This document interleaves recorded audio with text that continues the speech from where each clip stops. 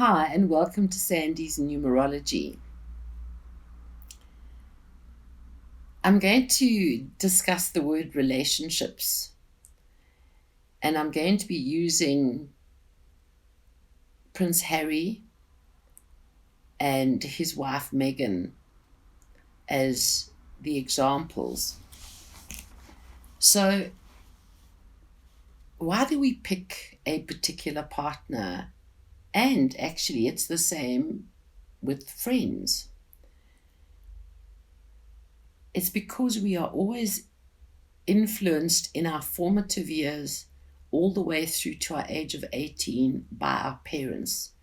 The first 9 years are highly impactful because in our age we have no one before our physical age. So we either 1, 2, 3, all the way up to 9.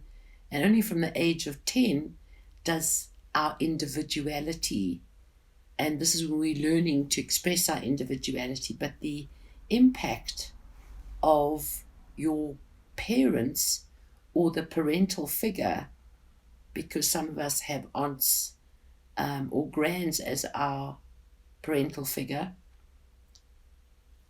that's the impact. So looking at their numbers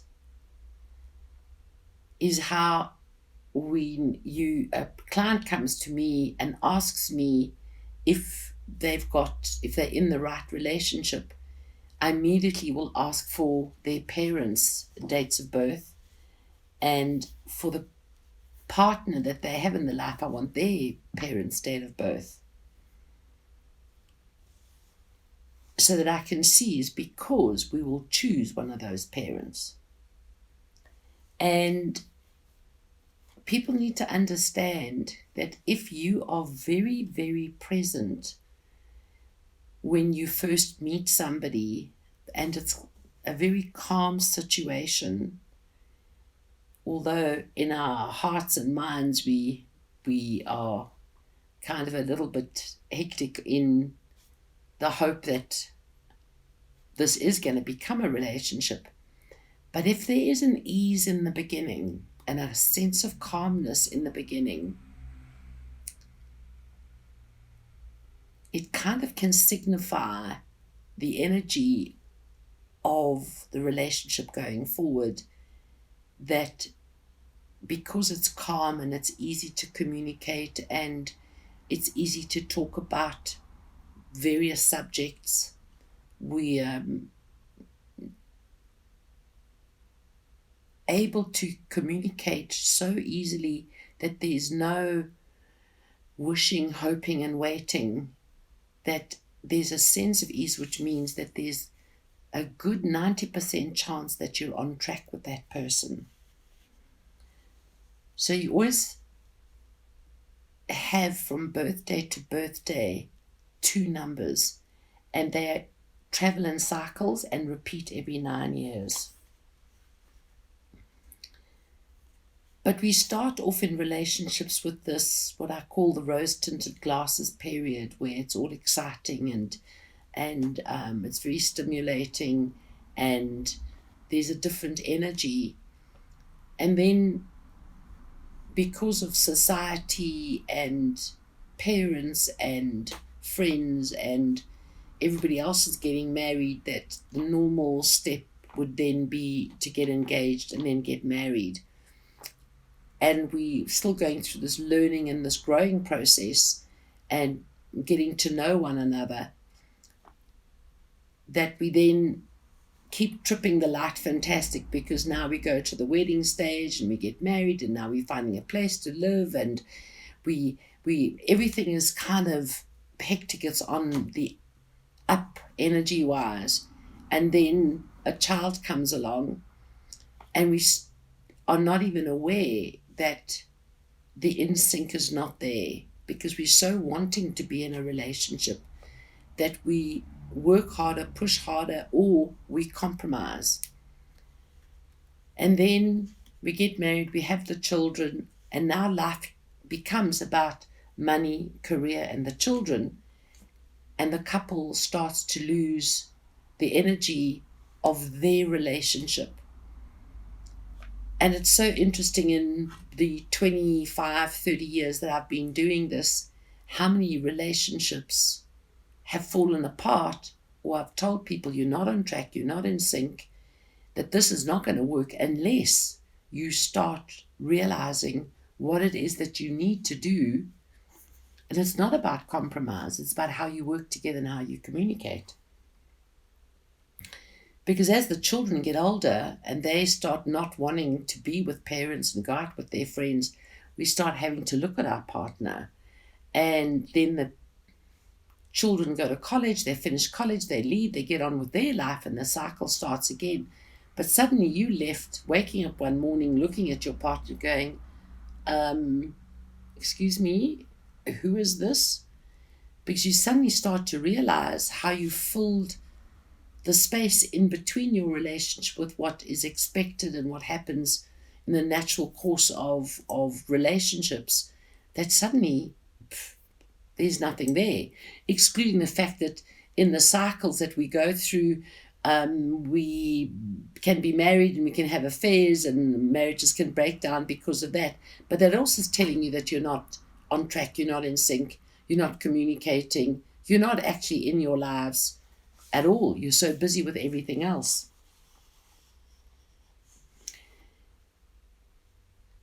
So the interesting thing about Prince Harry, he is Henry Charles Albert David Mountbatten Windsor, born on the 15th of September 1984.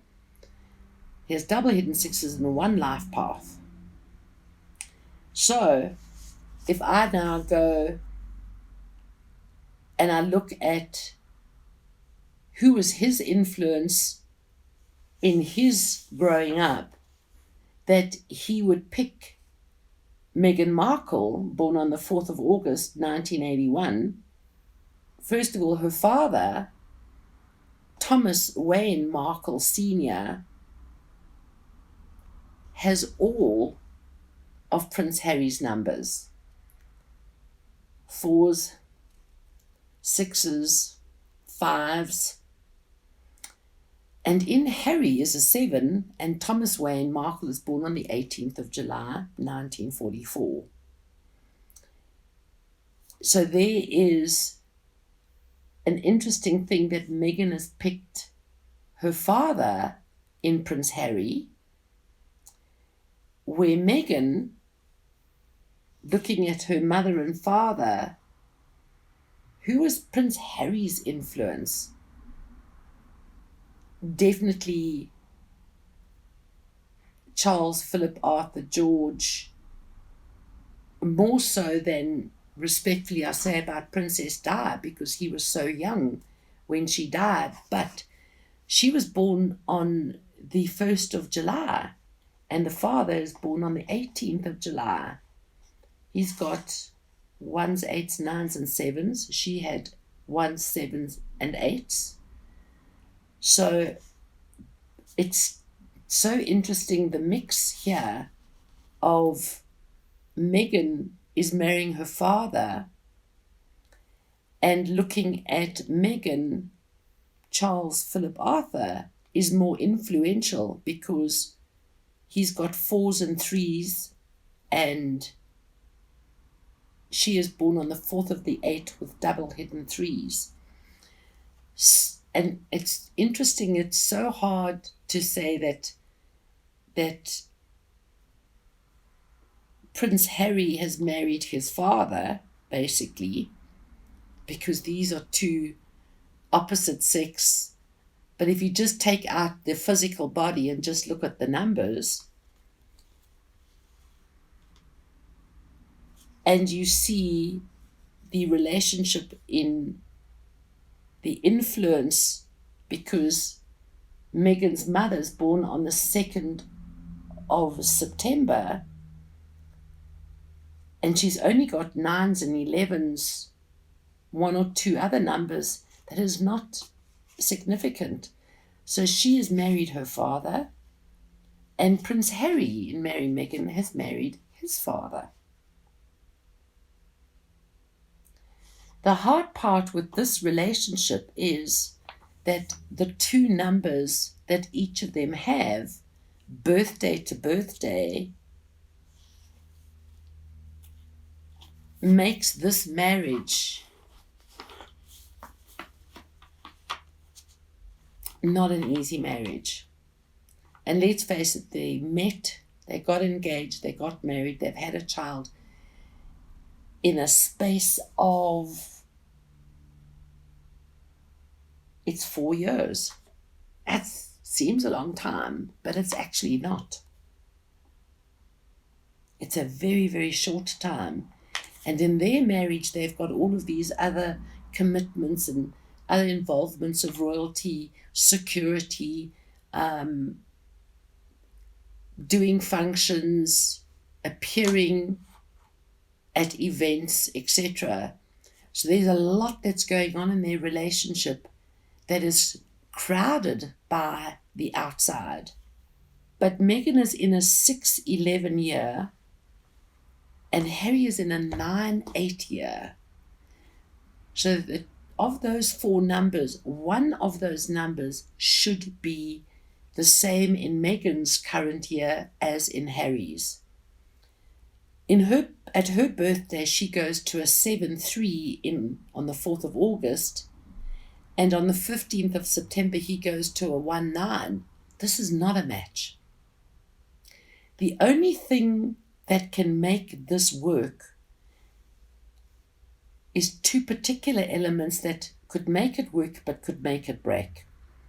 Is Markle adds to a 6.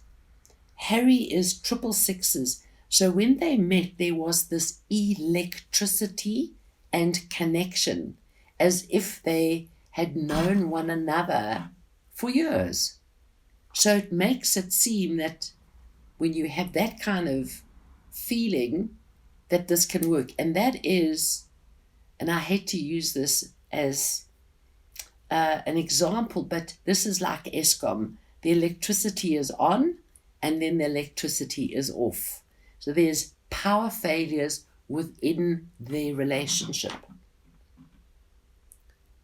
And this relationship could be kind of quite short-lived.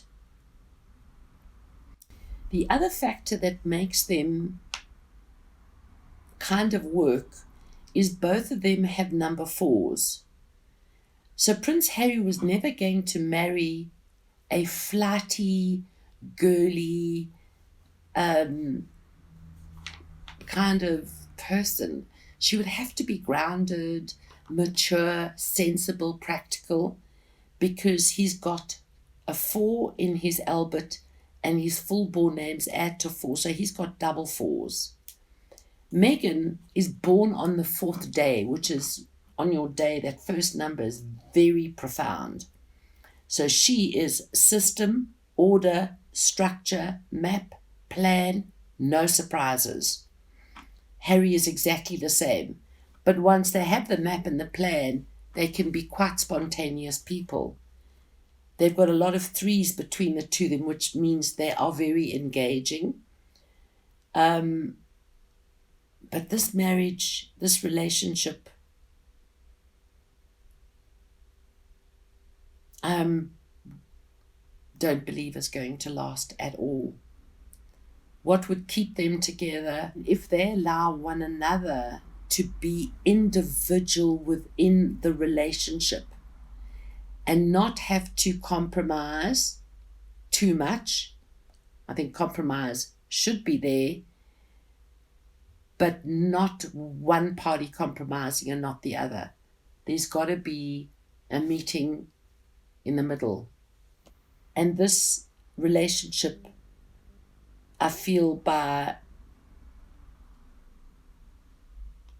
2021 September to 2022 to 2023 is going to be a little bit wobbly, but 2024 and 2025 and 2026, this is not good at all. If this marriage lasts 1, 2, 3, 4, 5 years, they get past 5 years, then they've got themselves into a rhythm of respect. They meet at the table, they talk about their lives, what they're doing, when they're doing it, and also what society is wanting and needing from them, from all of their social responsibility things that they're involved in. And if there's going to be another child, the window is still open. So I think Meghan has got till 43, 44 to have another child. They could even adopt, but that would be actually quite interesting. But to get back to the point is, when you meet somebody and there is an ease of communication, and it's not even that you always have to communicate, it's just, he says he's going to rugby. Okay, see you later. Give me a call. Maybe we can meet up. I'm going to go out with the girls for a drink. We'll meet up at so-and-so place. And it's easy.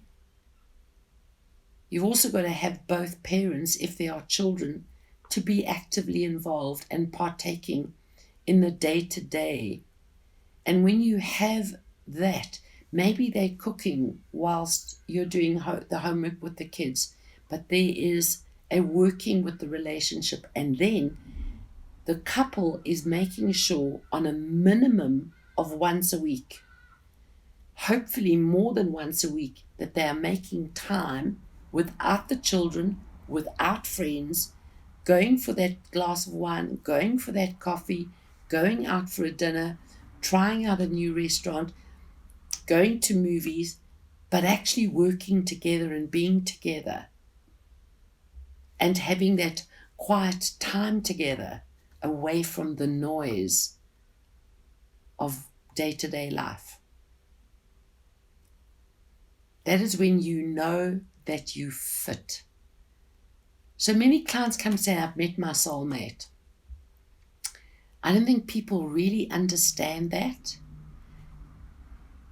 they say that, and I'm going, your soulmate, when you say that, is because you've met somebody who is you. You're looking at yourself. So on one hand, they're easy because they like the things that you like, but actually when we get down to the nitty gritty, it doesn't work. But there's something about inside of the gut that you actually know that you could work with this person, that you could learn to understand their idiosyncrasies, kind of smile about some of them, kind of adapt to some of them, kind of say no to some of them, and be okay with those kind of things. Accept that somebody might be arty and the other person could be a nerd. But it's not about that. It's about inside that gut. It's that sixth sense, and it's calm and it's quiet. So if you're having an issue with your relationship, or you have just met somebody and you want to know if they are a match, that's one thing that I'm good at, is making sure that you will spend your time with the right person. Take away a desperateness or a needy, because we have a lot of people that are independent. Some are needy, some are more than that. They are very codependent. They want to be in a relationship so that they will get into a relationship because it's there. It doesn't mean to say that it's going to last or work. So we've got to get past all of those other things to realize that quiet gut feeling, knowing that this relationship is going to work. So if you want to know if your relationship has got longevity, or you've met somebody, you'd like to know if they're the right person. And even I'd be able to tell you about the idiosyncrasies and give you a heads up about what yours are to make you aware of how you can soften some of the corners. Send me an email on sandy@numerology.co.za. I'm on all of the platforms, on Instagram, on Twitter. My Facebook is Sandy's Numerology 2.